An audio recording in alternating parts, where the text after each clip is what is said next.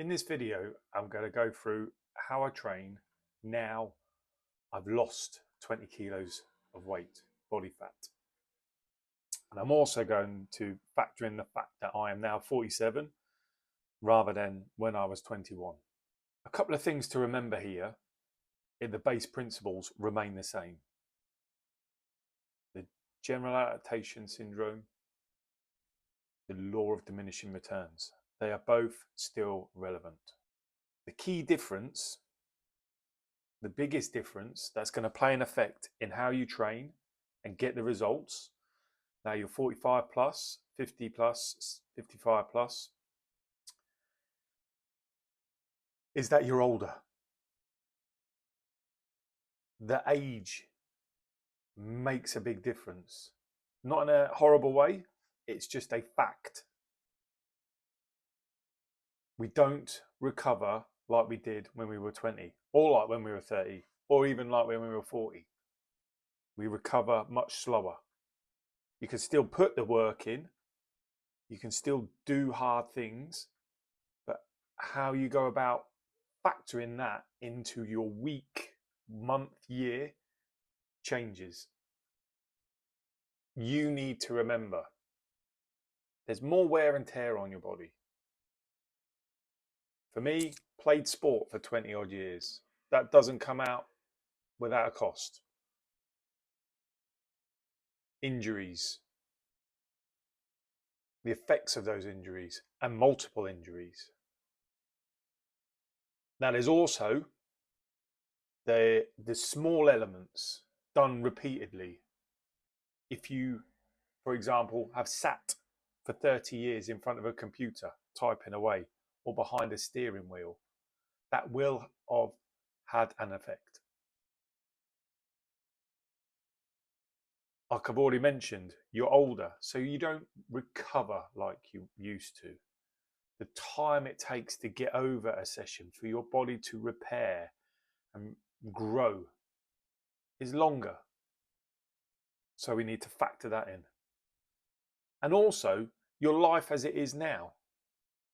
Certainly when I was in my 20s, I had a house full of little people. My job was different. My personal circumstances were different. My working hours, my working demands were different. My responsibilities were different. Now, I've maybe got a bit more time. The demand on my time and energy has most definitely changed. So what I used to do and the ways I used to do things now wouldn't work for me. So I need to find those base principles that I've mentioned and rework solutions that work for me now. And that's the key thing. Take those base principles and find that new coat of paint to put on your wheel. The importance in strength training as we age is now huge.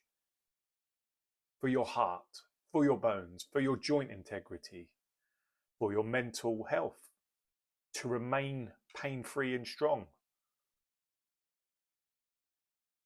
It all factors in, and it is almost now taking place of cardio training. Whereas that's probably unfair. You need to do both. Let's think why. The modern world is becoming, like I said just now, more sedate. We are becoming more lazy, less active. All those jobs, all those chores, all those tasks that we used to do that required physical effort are now disappearing. You can drive anywhere. You can get your car washed by someone else now. Car washes are abundant.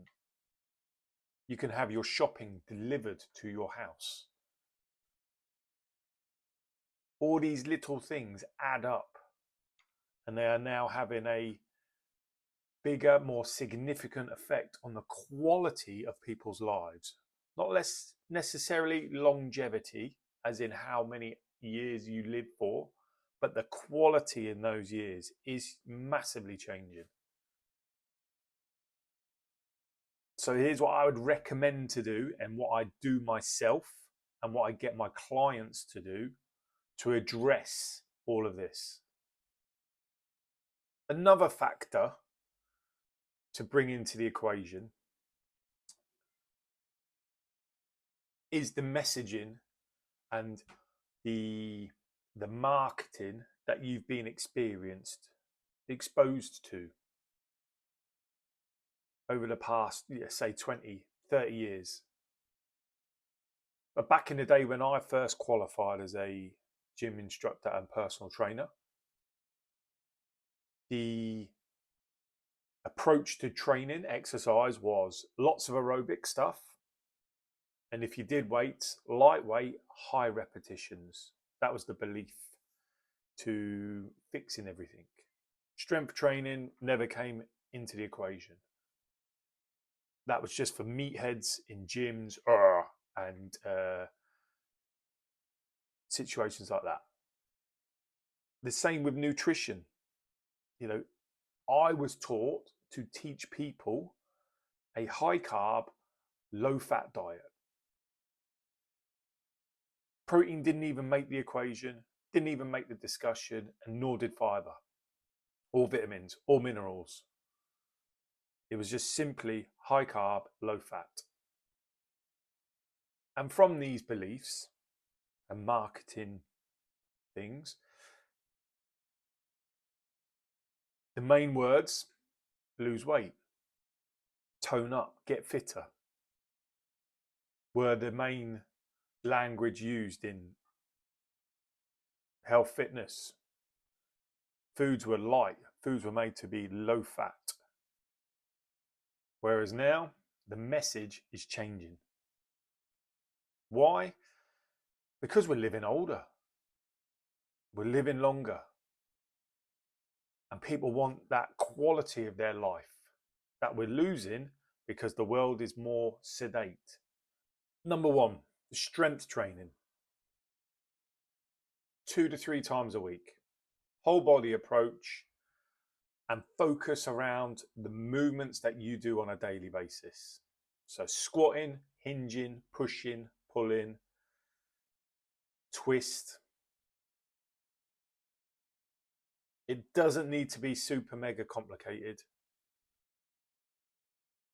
But personally, when I train, I like to have a higher intensity in my training. But that's a personal preference. I like to get in, train, and get out. And for someone who's trained all their life, like me, played sport, loved being active, it's a habitual thing, to the point where I feel better when I train. I know if I haven't trained, I can feel the build up of tension in my body. But I cannot train like I used to. 5-6 sessions a week, plus rugby training, plus playing rugby, plus going out on the beer 3-4 nights a week. Those days are long gone.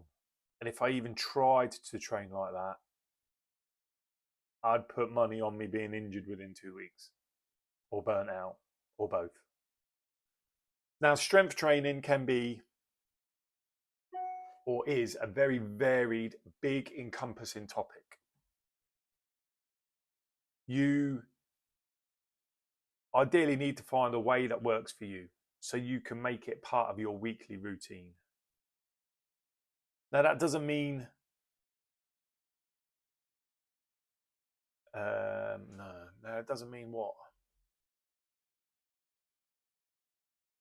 Now, that could mean a circuit class. It could mean going to the gym and lifting weights, your body weight, assisted body weight. The key is to find that the level that's right for you as an individual. Because strength training is a very wide-ranging title. The misconception is it's for just meatheads and people like that who are big, heavy muscle and all that stuff. And it's just not the case. Strength training is 100% individual. It's about what you can lift related to you and progressing from that in your form, in your range of motion, in the amount of resistance you move. Life is becoming more sedate, more inactive, we are becoming lazier. It's more and more important to do the strength work to offset the things that we are no longer doing. Carrying the shopping, lifting things up, walking, jumping, running, bending, twisting, manual labor. The more those things disappear from our lives, the more important it is to replace them with something so that we age well. And we need to do that strength training in complementary fashion to working the heart and lungs. And like I said, the key is to find a way that works for you so it can become habitual. Yes, strength training needs to be challenging. You need to push your boundaries. But that doesn't mean unless you're squatting 3 times your body weight, it's not worth doing. There's a balance, a continuum, and you'll find your place on that continuum. The other things I do on a weekly basis, as best I can, is soft tissue work / mobility work / stretching. Now, if you know me, there was a period in my time where I completely dismissed stretching, waste of time, just lift with really good range of motion. But that's now not the case. I've matured and grown up a little bit more. And I also accept that those things have their places and we do them because they enable me to recover better so I can train and enjoy my training more. If I can, I get on the couch and see a good manual therapist as well. The other thing I do on a weekly basis, I like to get in my sauna. Sauna in, ice bath, contrast therapy. I absolutely love it. I feel great. I feel calmer. It takes away a lot of aches and pains. It warms me up in winter. I can't recommend it enough. I have invested a lot more of my time, energy, and resources into these recovery strategies. The training is almost water off a duck's back. But the recovery between sessions is paramount. If you enjoy it, you'll keep doing it. And then you'll reap the benefits and rewards of that. Compound interest, staying pain-free, reducing pain, being able to move well, do things with your friends, your family, activities, and to continue to build a healthy, resilient body and mind as you age. Like I said, for my training, I like to do movement pattern stuff. So squatting, which is, as well as an exercise, it's a movement pattern. Simply standing up out of a seat, getting back down into a seat without just dropping. Hinging, bending over and picking things up. Carrying things, pushing and pulling. Twisting the body as we pick something up. These are all generic human movement patterns that we all do. But again, we just don't do them as much or in a way that we used to. And when our capacity to do these and deal with all the different forces and mechanics that the body goes under, that's when injury occurs.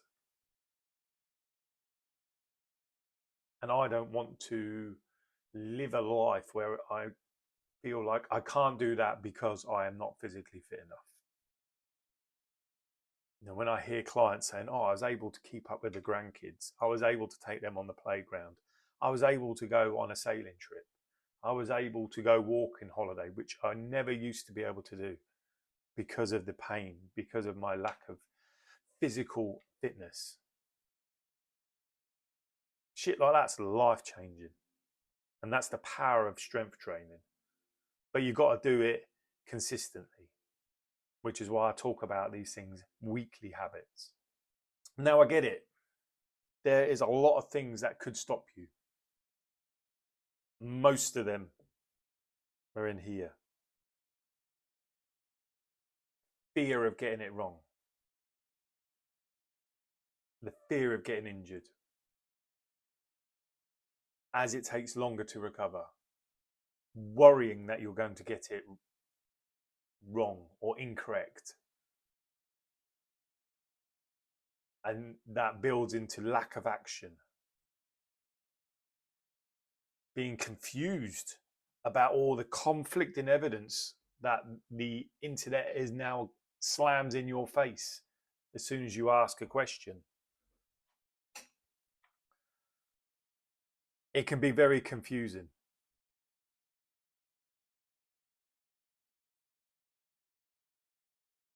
So I hope this video helps just clear a little bit of that confusion up. I like to mix up doing those things that I enjoy in the gym with the things that I know I have to do, but I don't necessarily enjoy them as much. I talk about stretching, not my cup of tea. I talk about remedial work, not necessarily my cup of tea either. But I now understand that doing that gives me the result I'm after, and I like that result. And in the world, nothing, you don't achieve anything for free. There's always a cost somewhere. So my cost is doing little bits of things I don't like so that I can do a lot of things that I do like. I like pain-free movement. I like being able to go for a day's walking with food and water on my back and the ground to be undulating. And I think that people of my age and older are much more comfortable and accustomed to that, doing the work, a bit of discomfort, but seeing the reward and enjoying it rather than just wanting the reward but not actually doing any of the work. I think that's a big thing. So finding that balance between enjoyment and uncomfortable but needing, well, what you like and enjoy versus what you need is much easier to find and do with people of my generation and above. The daily thing that I do beyond nutrition is I try and make sure I walk for a minimum of an hour every day. Or if I'm wearing a watch that's got a tracker, I'll go for around 12,000 steps a day. That doesn't all have to be in one go. I can wedge that 2.5 hours, whatever. But as with everyone's jobs, or a lot of people's jobs, my job has gone from being very active on my feet to becoming more sedate. So I have to offset that. I find it very beneficial to go out walking. I try and find green spaces as well. No phone use, no headphones, just to go out and enjoy being outside. I find it a great balance to the intensity of running a business and partial hearing loss, where the effort required to hear is very challenging, demanding. So there you go. That's what I do with myself as an example. That's what I do with my clients. Strength train 2 to 3 times a week. Focus on remedial work or recovery stuff, be that manual therapy, walking, meditation, gardening, things that you enjoy that aren't very high intensity but have a nice effect on the body. And then my daily walking. It doesn't need to be more difficult than that. And if someone is selling you a system, telling you it is, run. So in summary, lift weights 2 to 3 times a week. Daily movement. Invest more in your recovery between your strength sessions. Mix up the things you like doing and you enjoy with the things you need to do that give you the delayed benefit.